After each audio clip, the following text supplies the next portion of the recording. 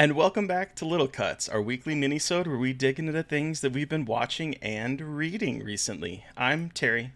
And I am Mary Beth, and this week we are talking the Heather Cinematic Universe, Japanese serial killers, a YA slasher, a wild television show, and creatures of the night. What a mess they make. What the mess they make. I'm very excited to talk about this with you, because I'm just very excited. I'm so excited. But before we get to that, the Heather Cinematic Universe, you say? Yes. Okay. So I had never seen Heathers before. Oh, it's Elle. Hello. Oh, hi Sorry, Elle. I just noticed they wrote in the chat. Anyway, Sorry for being late. Yeah. So I had never seen Heathers before. Have you ever seen it? No. So I'd never seen it, and my roommate quotes it, and with the Netflix movie Do Revenge coming out, or that came out last weekend, I was like in the mood to just watch some bad girls doing mean stuff. And so I started off with Heathers, and that is from 1988. And that, of course, has like Winona Ryder, Shannon Doherty in it, Christian Slater. Yeah. And it's about this girl that wants to be part of the popular clique that's run by three Heathers, and she joins them, and then her new crush JD, played by Christian Slater, convinces her to start killing people and Hell yeah. making it look like suicides. And so then it becomes like this whole big situation at school as the body count starts to rise.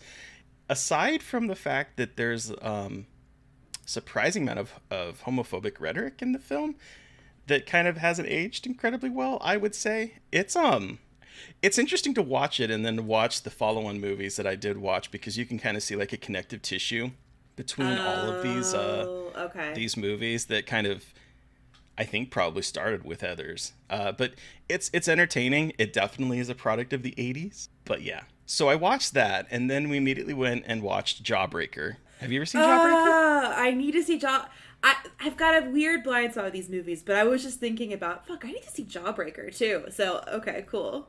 Yeah, so we watched Jawbreaker, which I think is a blast and a half. Directed and written by Darren Stein, a gay man, and it shows. This movie is very catty and stars like, Rose McGowan from Scream, Rebecca Gayheart, urban legend, Julie Benz, eventually being Dexter.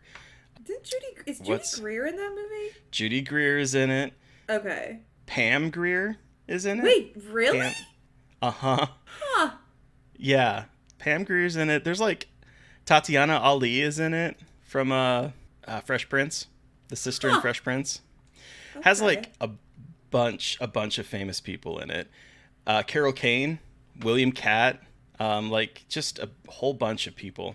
And this one surprised me because it opens up with the titular Jawbreaker scene, and I was kind of expecting that to be like the inciting incident, like the 17-minute, plot twist type thing.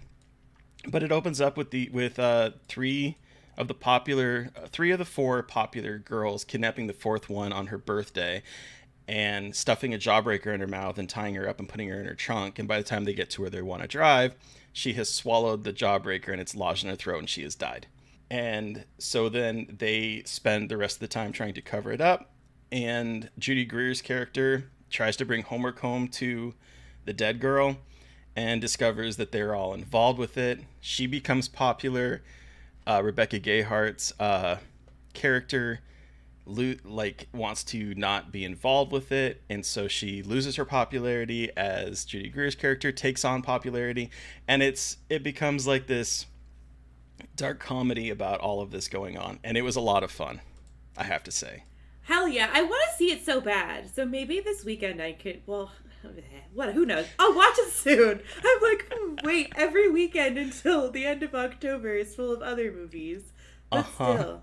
But it was a lot of fun. But then the whole reason I watched this, I also watched Mean Girls, and I'm not going to talk about it because, Mean Girls, everyone's seen Mean Girls. Mean Girls is great. I love Mean Girls. Tina Fey. Wow, what an Started incredible my triple feature. triple Ugh. feature. Triple feature. Triple feature.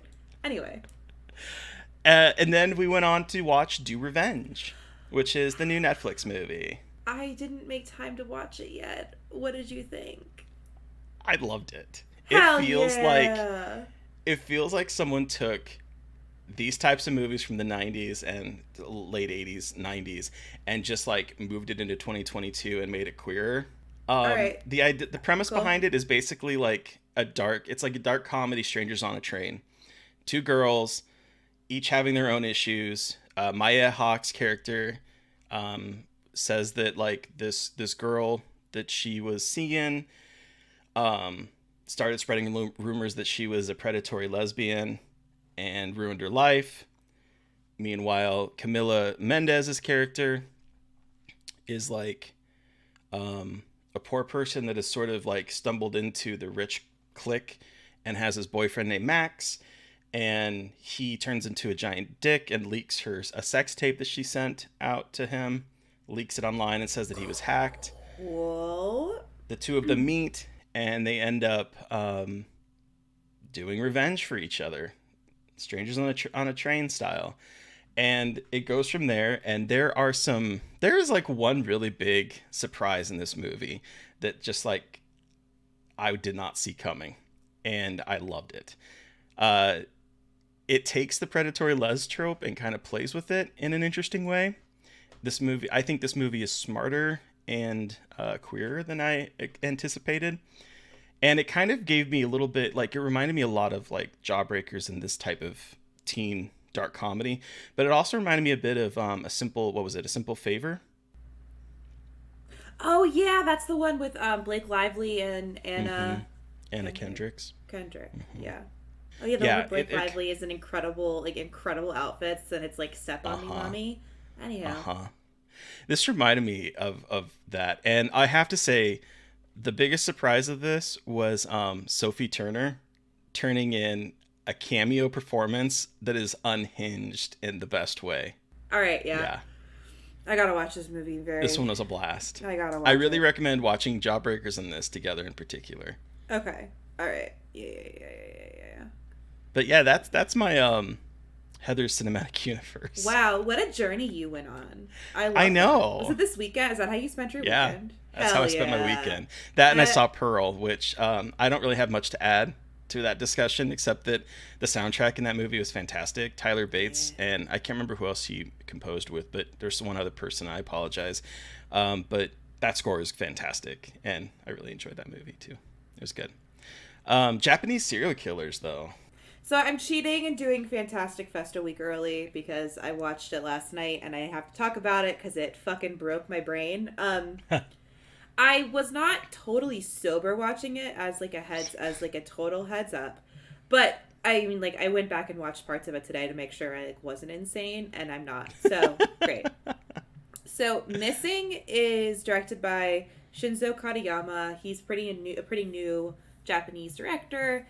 And this film, it's going to be very hard to give a summary here because it's one of those movies that like you don't want to give a lot away in talking about it, but it basically starts off with a young girl trying to find her father after he goes searching for a notorious serial killer because there's a massive reward if someone finds him, and they are very much in debt after the death of his wife and her mom. So he goes on a journey to find the serial killer, and so this little girl, not little girl, she's like a teenager, tries to find him. And there's a bunch of like different storylines and stuff going on, and the reveal of what's actually going on is like heartbreaking, and it goes from this kind of like fascinating like young girl looking for her dad, almost like Silent Hill vibes, not with monsters or anything, but with like this searching for someone, this like kind of almost melodramatic score. It's like the atmosphere. Okay. So it's like it's a weird comparison, I know, but it gave me those kinds of vibes of someone just like desperately searching for another person with this music, and also the vibe is like very liminal. Like the way it's shot, it feels very like out of space. Like I don't know, something about it just feels very detached, and it's very weird and off-putting, and like it is just wild.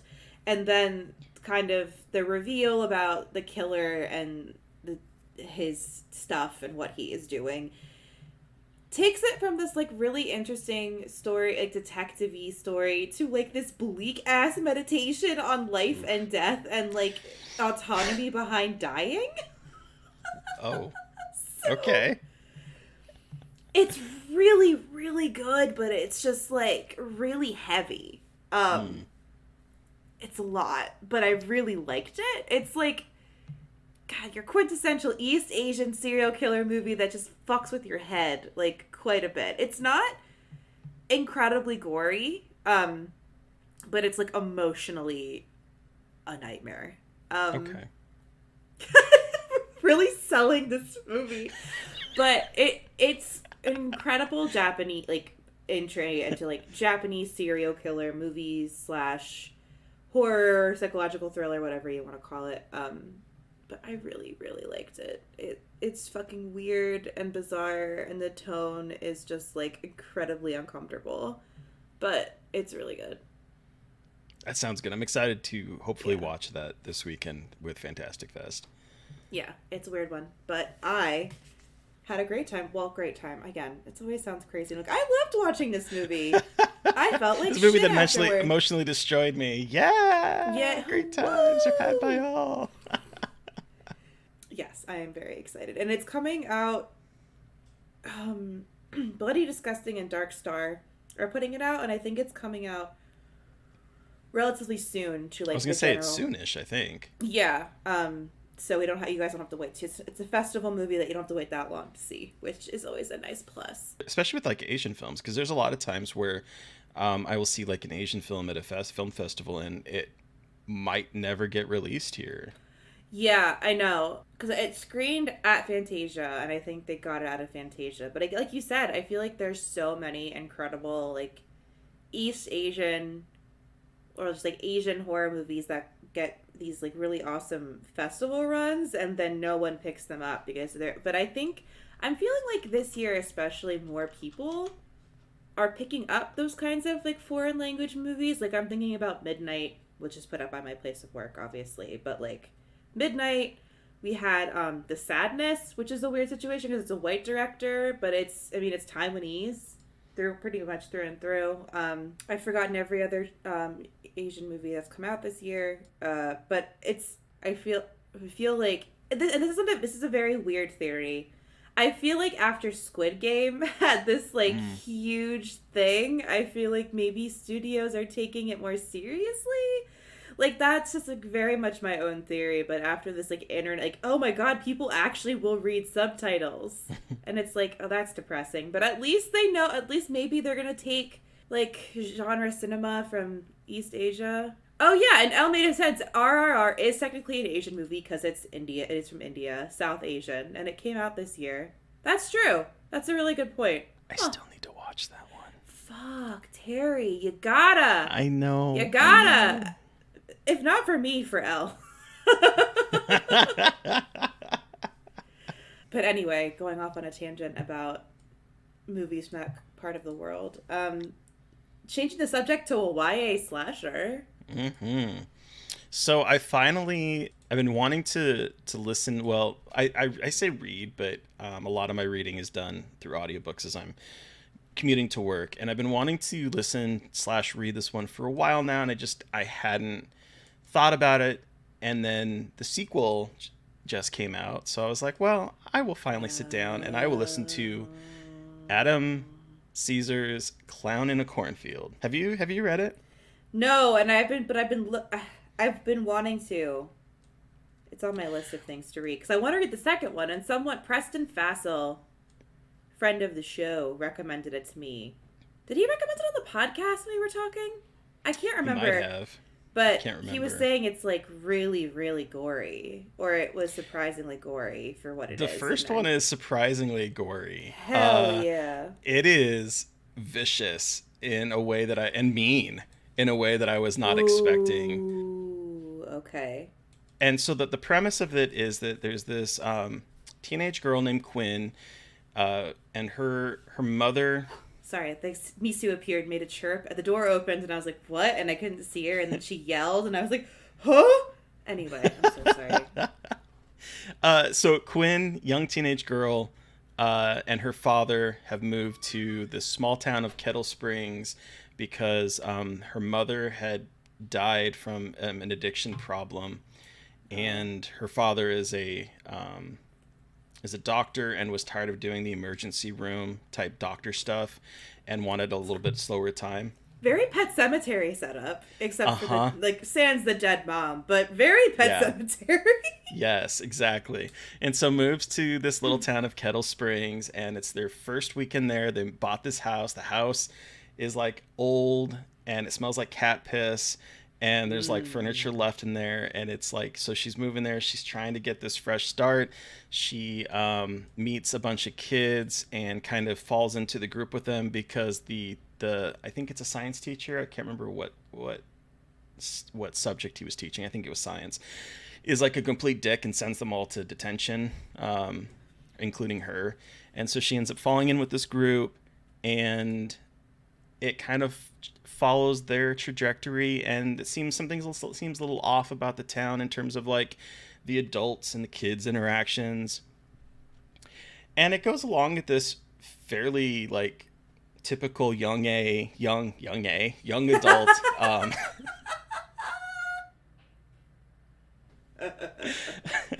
young A. Why adult? I ask myself that every day. Why adult? Why adult? Why adult? But it falls along with this like typical YA type narrative: new girl in town, meeting new kids, yada yada yada.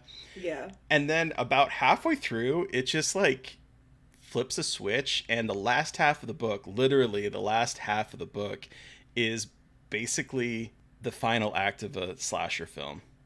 Like things just escalate from 0 to 100 in a minute, to the point that I was looking at the book going, there is still 3.5 hours left of this book. And I'm like, what's going to happen for these next 3.5 hours? But no, it does not take a fucking break. And it just like speeds to the ending. And it's vicious. It's bloody. Yes, it is bloody. Some girl gets her head like lopped off with a circular saw. And later someone trips over the head. Like, it is vicious. It's vicious. YA? And it's YA, but it doesn't. Fuck it's yeah. YA in that like it's about kids, and it has some similar tropes that you typically see in these types of books. But curse words are flying, violence is spreading. There's a little bit of gayness to it, which made me really excited for the sequel. It's a great time. And also, not knocking YA, because this bitch right here loves YA. Mm-hmm. But it's interesting with YA, because I feel like a lot of people are like pushing boundaries with it too. I mean, I'm newer to the YA scene, but I'm very excited to read that book. And the second one comes out soon, right? It's out. Oh, it's out. That's right. I'm listening to it right now. There's so much media. I rolled right into it. There's so much media. That's why I'm enjoying like listening to it, because like it's on my commute. I have nothing else really to do, so like that's true. I don't have a commute. It's the perfect anymore. time for me. Just sit in my house. Everyone, just pause with the content, please. For the love of God. I know. Let me catch up. What really surprised me though is that I'm like, where is this movie? This is like perfect for a movie. Oh, I know. This is perfect for a movie. I'm like, where is this movie? Netflix. I wouldn't be surprised where if is it's it? coming soon. I did nothing, but and if it's not, well, someone. I'd also really like to talk to Adam. He seems like a cool dude. Ayo, Adam, sup? Come talk about clowns in cornfields. But yeah, so that's Clown in a Cornfield. Really had a good time with it. Loved it. What is this wild TV show? So we've talked about this show before. It's not new, but I finished White Lotus finally. And I wanted to talk about it because, wow, that show really is quite incredible. And I hate everyone on it, and in the best way possible. Like, what's so interesting about White Lotus, Terry, you talked about this before, and so I'm talking about it again, but it's an HBO Max show. It's been a while, though. An HBO Max show, 6 episodes. where a bunch of rich people are going to this like beautiful resort on a Hawaiian island. And it's about the rich people and their problems, but also some of the hotel staff and their experience dealing with the rich people. And, you know, obviously that's a pretty familiar setup. Mm-hmm. But the thing here, I think, is that it's much more sinister and dark. And it's, in my head, it's much more sinister and dark. But it's, like, very subtly that way. And they really get you with some of the... Like, there's especially a relationship between Jennifer Coolidge, who won an Emmy for her performance in this show. And she is absolutely incredible as a woman who is an alcoholic, who, like, just has so much trauma going on in her life. She just does not know how to be a person. But she kind of leeches onto Belinda, who is a black worker at the spa. And their relationship is, like, so fucking hard to watch. Just, like... Oh, it's just, like... It's a lot to take in across the episodes, but it's man, everything about that show makes me both angry and incredibly entertained. Alexandra Daddario, Do Your Thing Cuz, is in it. And she's a journalist who hasn't like made it super big, and her monologues about journalism and the state of journalism made me want to punch myself in the face. Mm-hmm. Jake Lacey is a horrific rich husband. Molly Shannon has a cameo. Sydney Sweeney. Right. I mean, like, it's just like, it's an incredible There's show. Ass eating. There's ass. There is like explicit ass eating. It's incredible. And the man who plays the hotel manager, I think also just won an Emmy for his role, which is very well deserved because, good Lord. And also, the show starts off with saying that someone was killed or someone died on the island. So this whole time, you're trying to figure out who and why. And everything is a pressure cooker. Like, everything is just getting more tense and tense and tense. And you're like, who the fuck is going to die? And it's, they do a really good job kind of setting it up and then subverting it and setting it up and subverting it. So you're not always, like... Oh yeah, this is going to happen. So I really enjoyed it, and I think there's another season. Yeah, there's going to be another season coming. Set at a different White Lotus. It's like a chain hotel. It's a whole new cast. I think maybe Jennifer Coolidge is going to be back. Oh God, she's so good. Playing kind of a horrible person in a way. Oh, she's a fucking terrible person, and it's like.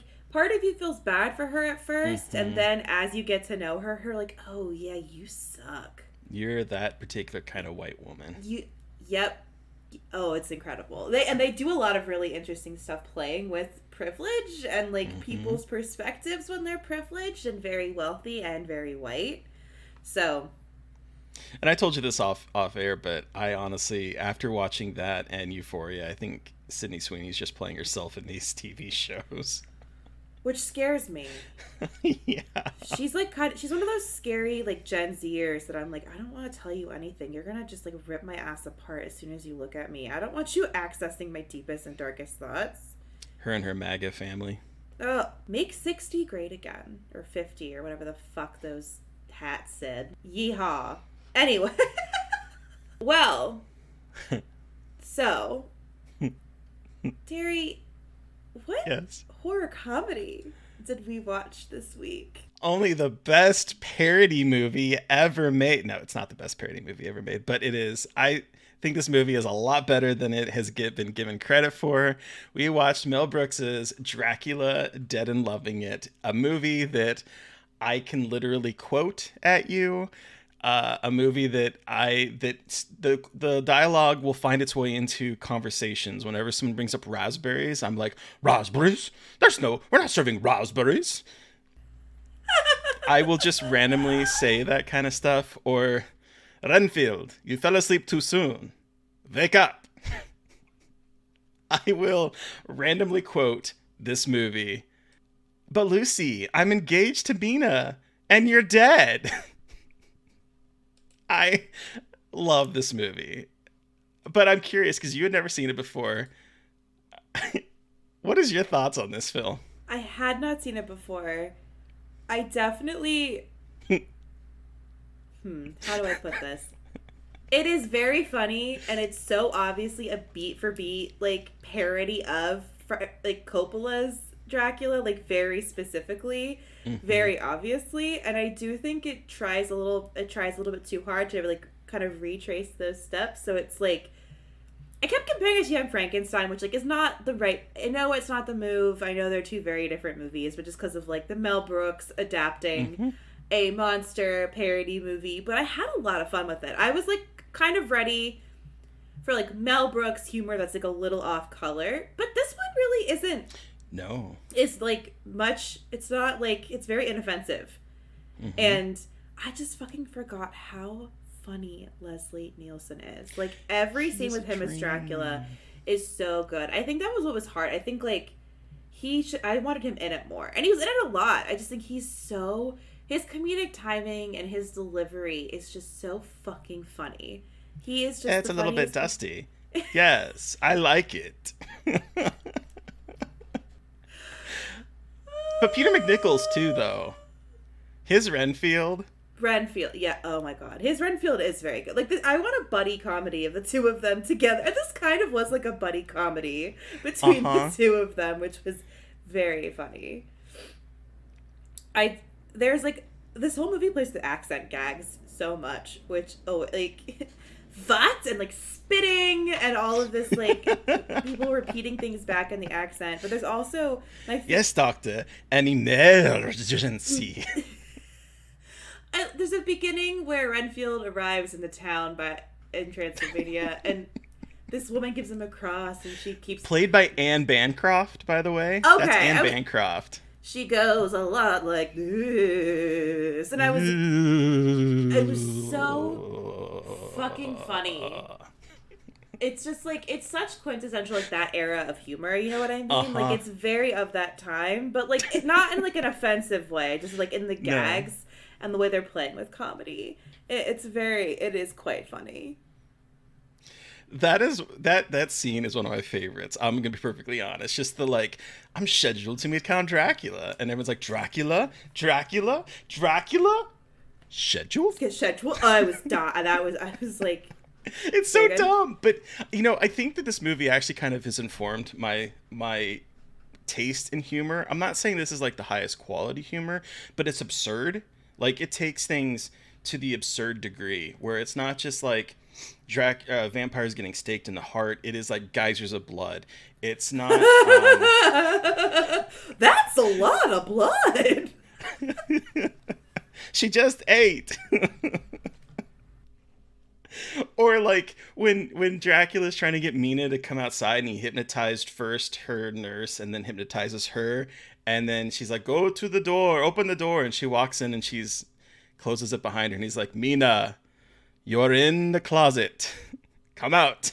And then Sit he's down, trying to stand like up, sit down, stand up. yes, he's trying to get her to go, and of course because there's two people that are hypnotized, they're doing reverse things and some are listening, some are not, and it becomes like this whole comedy. Like it's absurd, and it takes things to like a degree that reminds me a little bit of like 30 Rock. I think 30 Rock is a sharper comedy than this, but in terms of like the type of humor being absurdist, this movie is Mel Brooks' most absurd movie in my opinion. From what I've seen of his comedy, he takes things and stretches it, but like this is just absurdity. It's just absolutely absurd, and I love it. It doesn't rely on like big comedic moments, but more of it just like again, like it's just an absurd atmosphere. Like it feels a little bit more subtle than I think other Mel Brooks movies that have like these big Yeah. bombastic moments. Like I'm thinking Blazing Hmm. Saddles, Frankenstein, Yep. where like you have those big comedic moments, but here it's kind of just like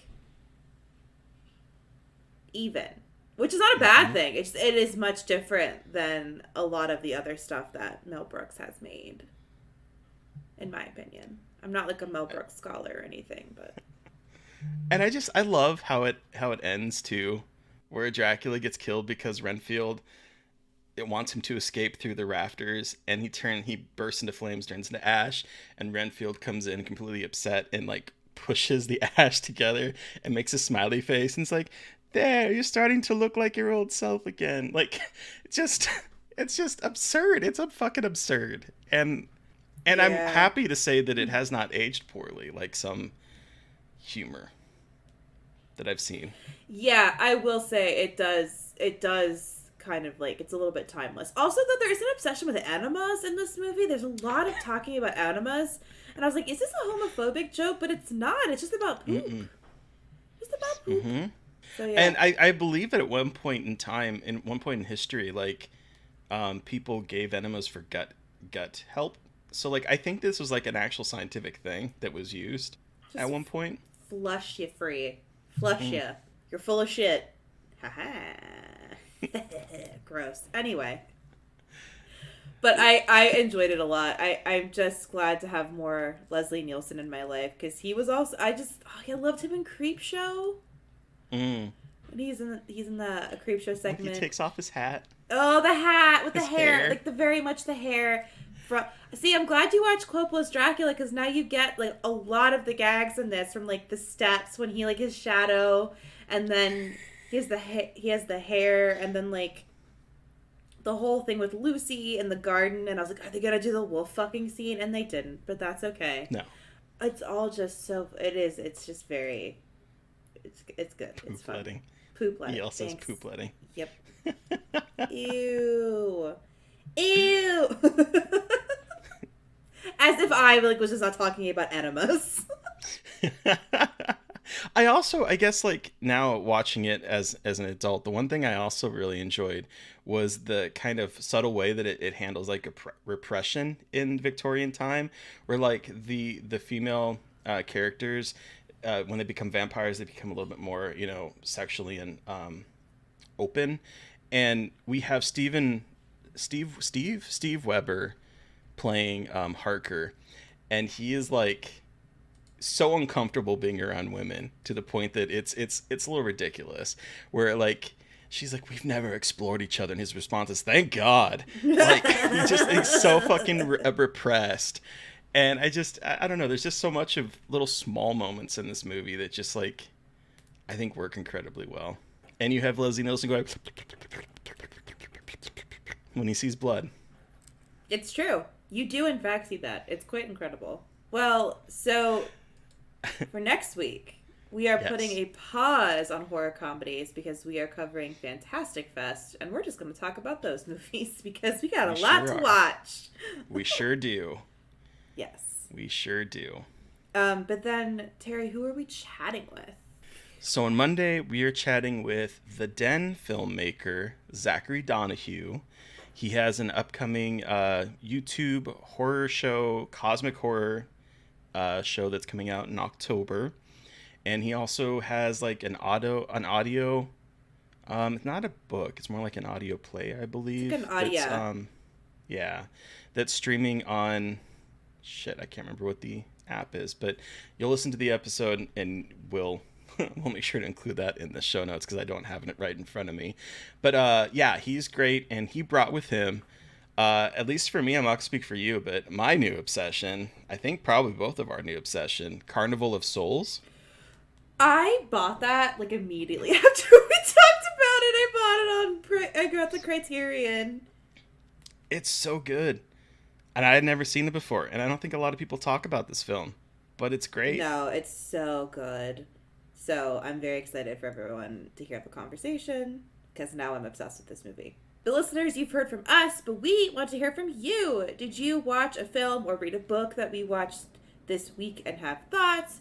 Do you have suggestions for things we should be talking about, or for a series we should be thinking about next time? Send us an email at scarredforlifepodcast@gmail.com, or reach out to us directly on Twitter. I am at MB McAndrews. And I'm a Gaily Dreadful.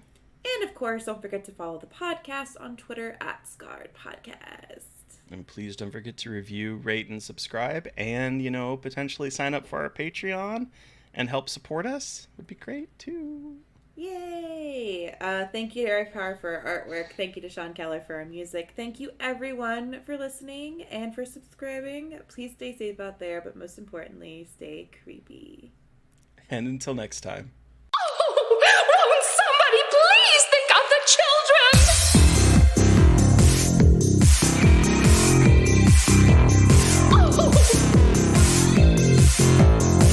Oh.